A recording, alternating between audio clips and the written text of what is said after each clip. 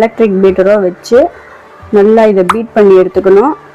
அந்த நெய்யும் சர்க்கரையும் நல்லா கலர் சேஞ்ச் ஆகி ஒயிட்டாக வரணும். அந்த அளவுக்கு நம்ம பீட் பண்ணி எடுத்துக்கணும்.